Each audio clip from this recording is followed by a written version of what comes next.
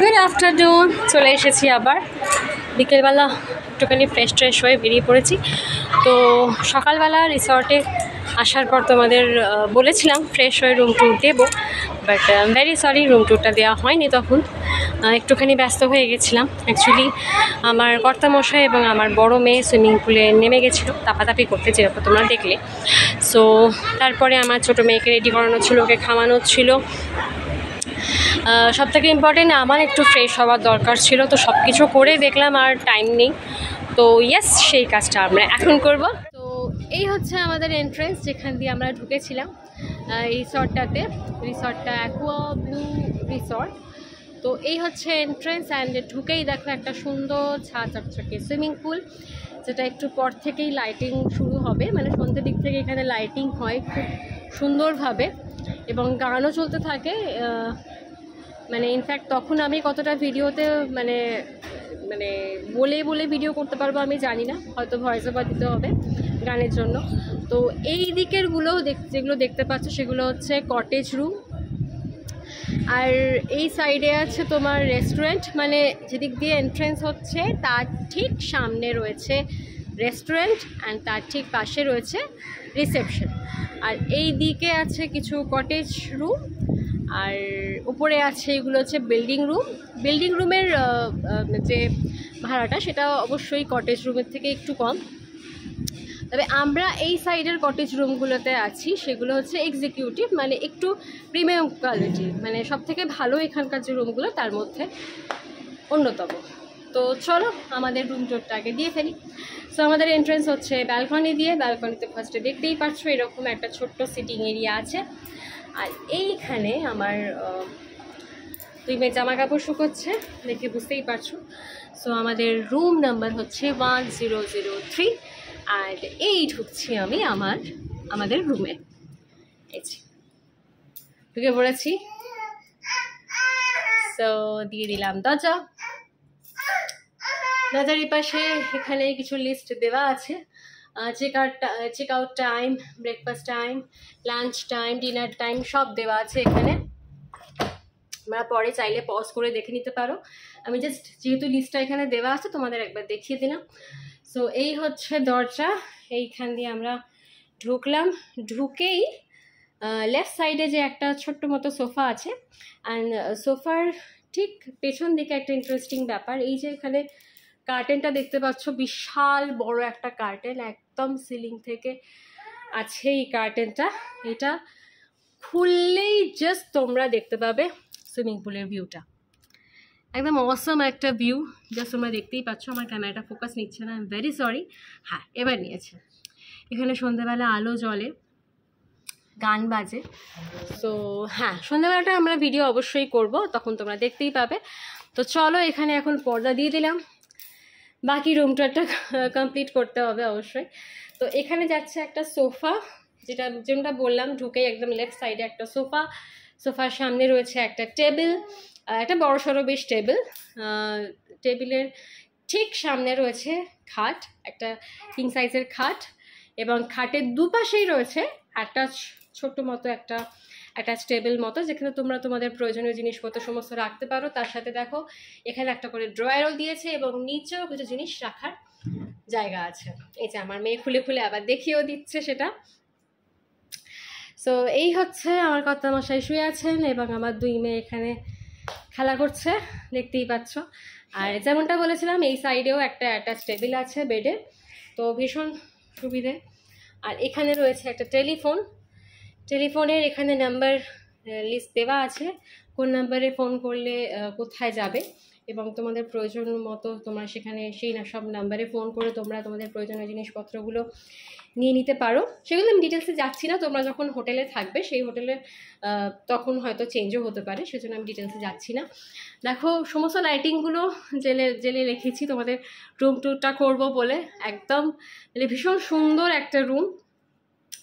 এই সাইডে ডেকোরেশন করা আছে, এই সাইডে ডেকোরেশন করা আছে, ইভেন বেডের পেছন দিকটা মানে হেড পোর্শনটা ভীষণ ডেকোরেটিভ একটা ডিজাইন করা আছে। সো এই হচ্ছে আমাদের বেড, 4 জনের মতো শোয়ার জন্য সাফিসিয়েন্ট, অন্তত আমার মতে। তো তোমরা যারা ভাবছো ফ্যামিলি নিয়ে আসবে, একদম বেঝিঝক চলে এসো, এখানে কোনো অসুবিধা হবে না। তো এই হচ্ছে যে বিশাল বড় উইন্ডোটা দেখতে পাচ্ছ, সেটা হচ্ছে বাথরুমটাতে আমি আসছি। তার আগে খাটের ঠিক সামনে রয়েছে একটা এত বড় একটা টিভি, যেখানে একটু আগে টিভি দেখে দেখে দুই দেখে খাওয়াচ্ছিলাম।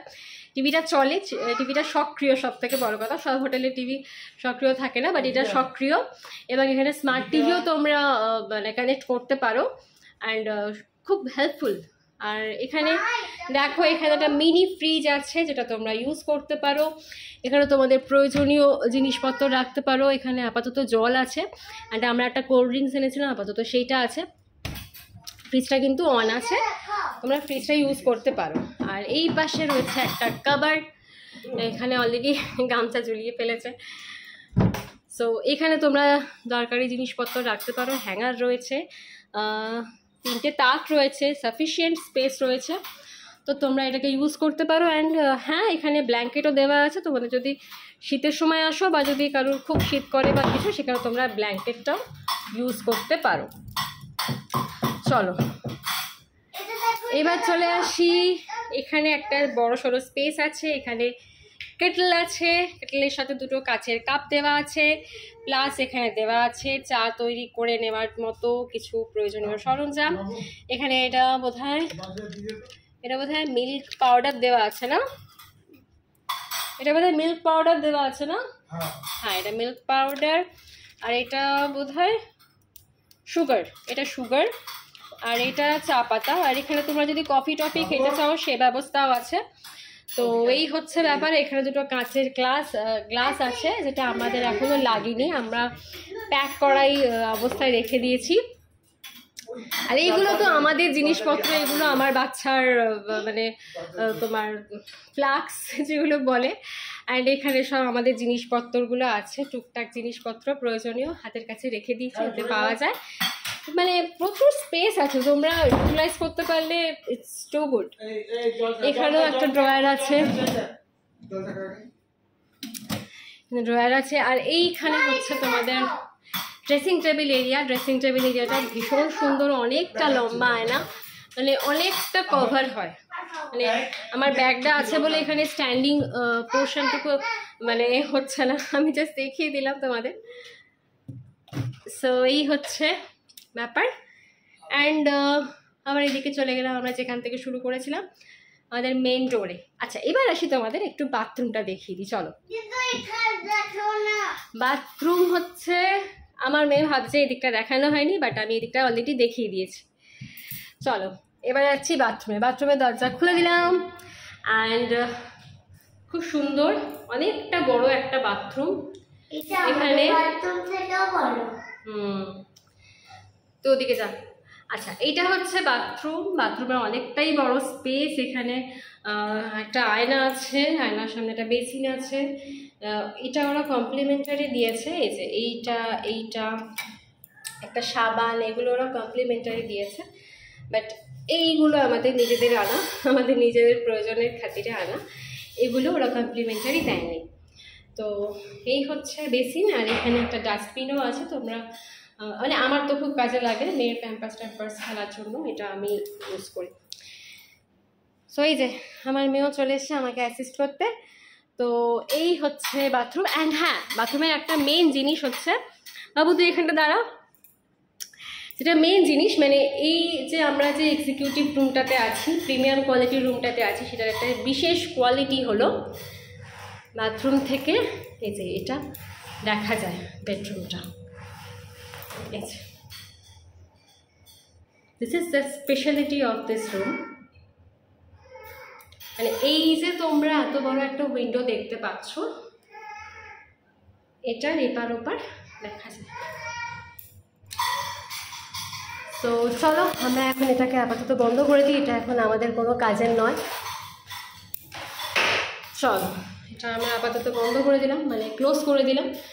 সো তারপরে বাথরুম অ্যান্ড বেডরুম আমাদের সেপারেট হয়ে গেল।